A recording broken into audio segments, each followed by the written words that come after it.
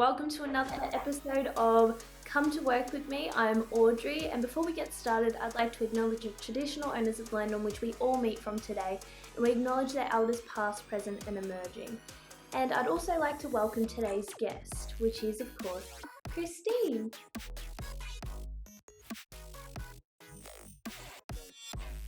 She's going to be chatting with us about nursing and all things how to get into one of the most important industries in the entire world, no matter where you live. So welcome, Christine. How are you? Hi, thank you for having me. I'm very good and excited. A bit nervous, but I'm so happy that I'm here with you guys. Don't be nervous. It's just a chat between two mates. It's all good. I have to ask, I ask everyone as my first question, who are you and what do you do? So my name is Christine, and I am a registered nurse working in the operating units in the theatres. So I'm currently working as an anesthetic nurse, but I've had experience in the ward nursing, working in different sectors like brain injury, rehab, orthopedic unit, and the COVID unit as well. Wow. So how did you get here? How did you become a nurse? You mentioned before that you did VCE, but you also did a vet course because you are one of our new vet champions. So tell Yeah. us a bit about how you got started and how that happened. So in the middle of high school, I didn't really know what I was gonna do, and my family comes from a background of nurses, so I thought, oh, why not give it a go? And year 11 and 12 was pretty much the time where I was like, oh, okay, let's do nursing. I know I want to help people. I want to stand up for those who are vulnerable. And during the time where I was making decisions about what subjects I was going to take up, the school suggested to do a vet subject, which was community service. I didn't really know what it was, but my mum said it was good. So I was like, okay, cool, I'll do it without expecting anything.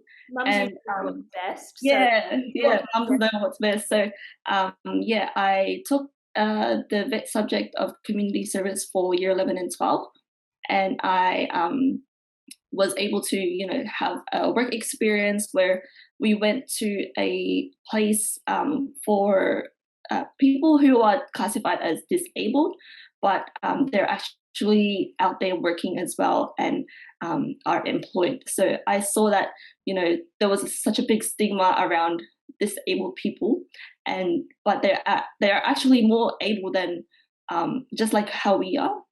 So it proved to me that I wanted to stand up for the vulnerable groups. And yeah, I just said, okay, let's do nursing. It's the most perfect thing. I love helping people, and I also can't sit down. I like to learn on the job.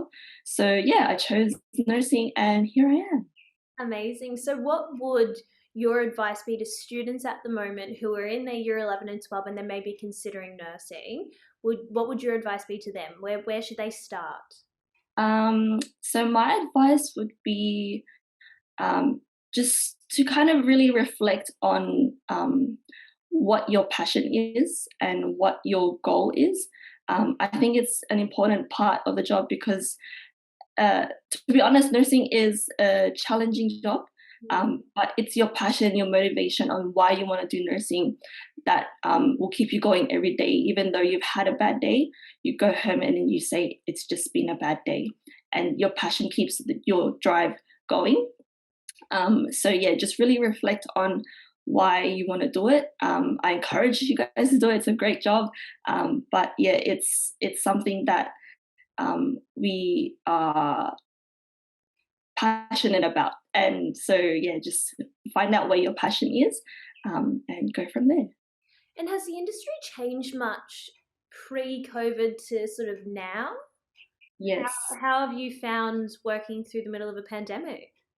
So our my hospital at the moment, we have had times where we had to take two wards. So I think they're about 35 to 37 bed units, and it had to be shut down and be put plainly as COVID wards.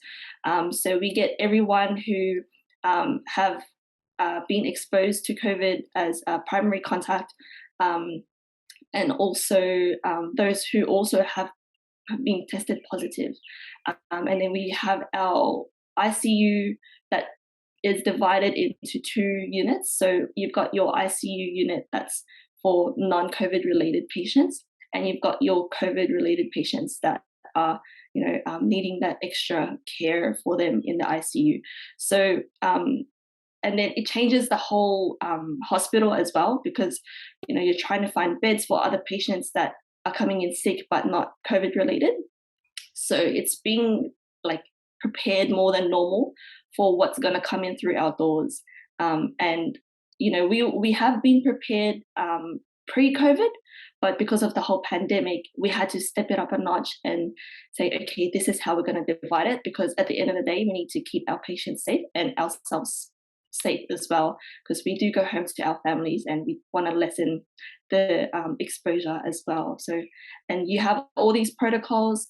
I remember when I worked on the COVID ward, every week we'll have a COVID swab done. So now that if I get hay fever symptoms, but I can't come to work because I've got a runny nose, I've got to go get tested. And they're like, have you done this before? I'm like, many times. So yeah, it's those are like the key differences I've found in the last 2.5 years, I guess. 2 years, yeah, of COVID. Is that it's been happening, yeah. Yeah. And do you think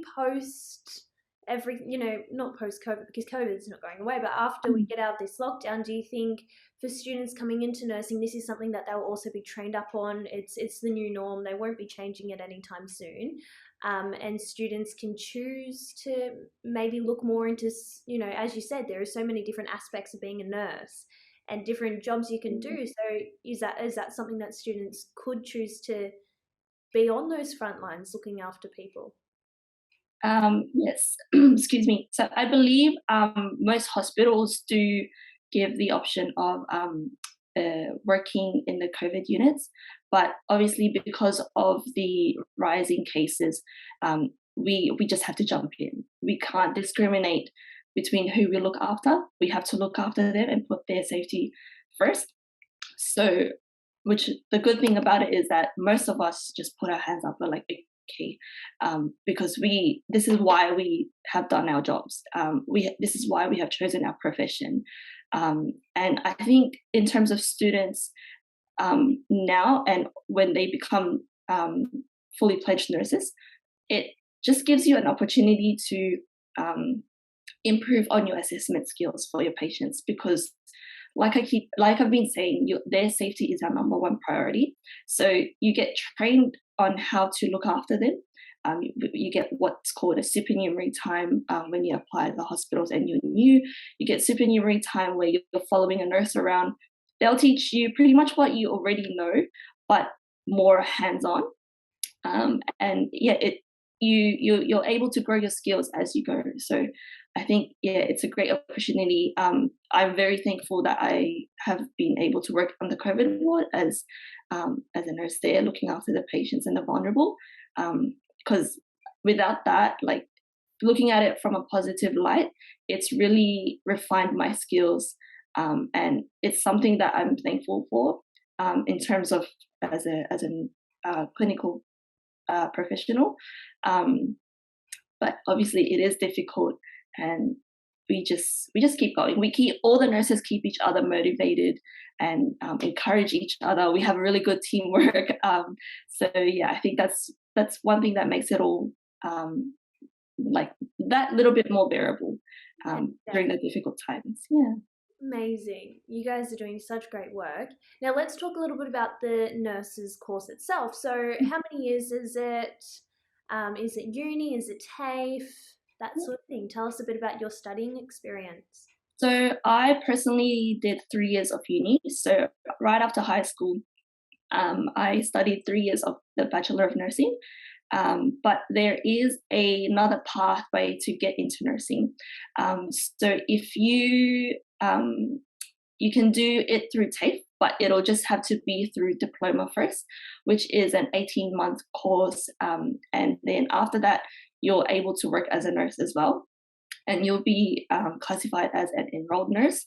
And then while you're working, and if you want to upskill and become a registered nurse, it will be another 2 years to do the full bachelor for you. And yeah, so there's two pathways that you can go about it. So it's a great opportunity for uh, I would say students who are unsure yet of if they really wanted to do the full 3 years of nursing. You can do the 18 months and then see how you go. If you love the job, if you want to keep going, there's always opportunity to upskill. Any hospital that you go to, they encourage everyone to upskill. But yeah, personally, I've done 3 years of uni, and after that, you apply for a graduate year position in any hospital that you want to. Um, and then, yeah, you pretty much start off as a graduate nurse and work your way up. Amazing. Now, what's the advice that you'd give your younger self? Um, Advice that I would give my younger self, it's um, to keep going. Everything is gonna be okay. Just keep going. Yeah. That's I love hearing the different pieces of advice that so many people would give them younger selves. So many Mm. people say that they wouldn't change a thing. Yeah. Yeah, definitely.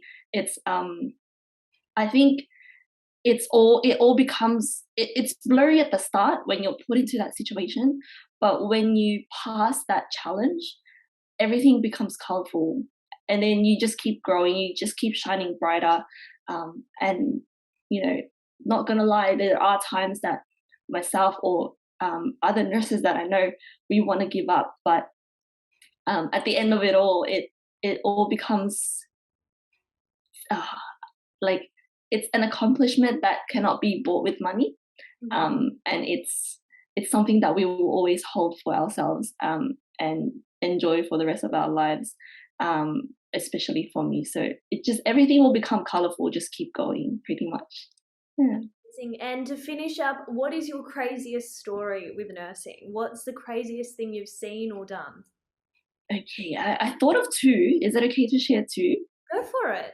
Okay, so my first one would be I was in my junior years of nursing, and I was helping to clean up a patient with my gown, my gloves, and a cute physiotherapist walks in while I'm in the middle of it. And I'm like, you couldn't have walked in at a better time when I'm looking like this. So I sent him out. And a year later, we met again, and he's like, I remember you. I'm like, I hope you don't remember me because I was cleaning up the patient. But yeah, so that's one of them. Always knock on the door when you Always. see the door closed. And the other one is actually a pretty cute story. When I was working on a COVID ward, we had an elderly confused patient who, in the middle of the night, was just singing us lullabies. She loved. I forgot what nationality she is, but she would be like, "Hello, hello," and then she'll just start singing when we say, it's time to go to sleep now, get some rest. And she's like, okay. And she'll sing a lullaby. She'll sing it for everyone loud enough that everyone in her like next door neighbors in the rooms will hear her. So it was pretty cute. Oh, that's gorgeous. I think at the moment, with everything being so hectic in hospitals and everything, it's nice to have cute little stories and memories that come out of it. Yeah. So much for taking time out of your day to chat with us. I hope it wasn't too nerve-wracking or scary. Oh, it was fun. Better now. Yes, yes.